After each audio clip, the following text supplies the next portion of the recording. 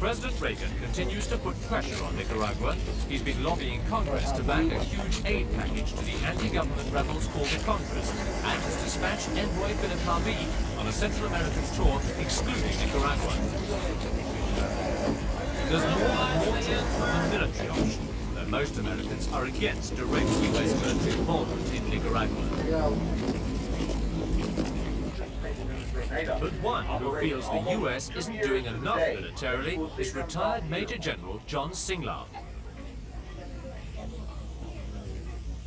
He's a man whose unrelenting campaign against communism takes on something of the tone of an evangelist. I object to the destruction of human rights, the withdrawal of all freedoms, freedom of assembly, freedom of movement that takes place under a communist government. Singlab sees himself as a standard bearer, fulfilling an historic obligation to come to the aid of anyone fighting what he perceives to be communism. How are you? If we had not received help from France and Spain and Holland in our revolution, General Washington would not have been able to consolidate our revolution. I believe we have that same obligation now to those who are seeking freedom, who look to us for support. Now, 8 years a civilian, he operates from an office in Colorado. His private war has, in America at least, a mantle of respectability, aided by having friends in high places. Are you going to be free on Monday morning that you could represent me at a briefing in the White House? It's a briefing on the budget, and the president's going to be one of the briefers. His fundraising stays within the law, he says. It's mostly outside the U.S. and all the money is in banks abroad. He says the money goes for non-lethal supplies. The Contra aid issue has become explosive in America. Pro and anti-lobbies use strident propaganda and emotive imagery. Gaddafi used to be far away, but now he sits on our doorstep, supplying arms and terrorist experts to the communists in Nicaragua, only 2 hours away from our borders. All of this, only 2 hours away from where we live.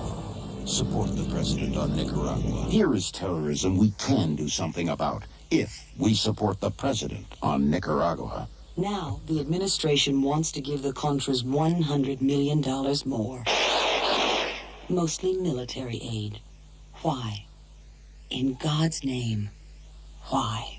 We've tried now for The 5 years the Contra operation, and with private funds, foreign funds, as pointed out earlier, and U.S. funds, we have not even come close to achieving that goal. In fact, the problem is worse today than when it was in 1980. Isn't it maybe time to try something a bit different? You and I have that same goal, that same end, that we would like to see achieved. The present policy doesn't show any indication that it's getting you and I closer to that stated goal. Because you have turned off the aid to the Contras for 2 years. If you give the Contras the aid, there is a high probability that they can bring enough pressure that the Nicaraguan government will negotiate.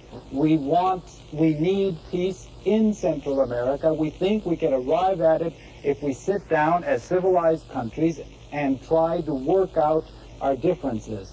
This war is going to lead to American intervention because the Contras simply can't hack it. If the Reagan administration does not change its objective of trying to get rid of the Sandinista government, then it's going to have to send in the Marines, and then you're going to have riots in every Latin American capital, and you're also going to have American bodies going back in plastic bags. We don't want that any more than the American people want that. So let's give peace a chance.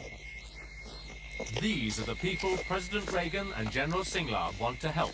A group of guerrilla organizations supported by American government money and help the Nicaraguan exiles. Many of the commanders are former National Guardsmen who served under the late dictator Anastasio Somoza. For all the help, their insurgency has not worked. They're still confined to cross-border hit-and-run raids in Costa Rica and Honduras. General Singlab says the Contras have failed to make greater impact because they're not getting enough help from America. The retired general personifies the hardline American anti-communism. You gave a wonderful briefing today, and the American people must hear your message, and they will support you because they love freedom. In the Korean War, he worked for the CIA. In the Vietnam War, he led covert missions into Laos and Kampuchea. He became American Armed Forces Chief in Korea, but was forced to resign after criticizing President Carter's plans to pull combat troops out of there. Perhaps summarize. It's estimated that Singlab helped raise $25 million for the Contras within a year of Congress cutting off aid.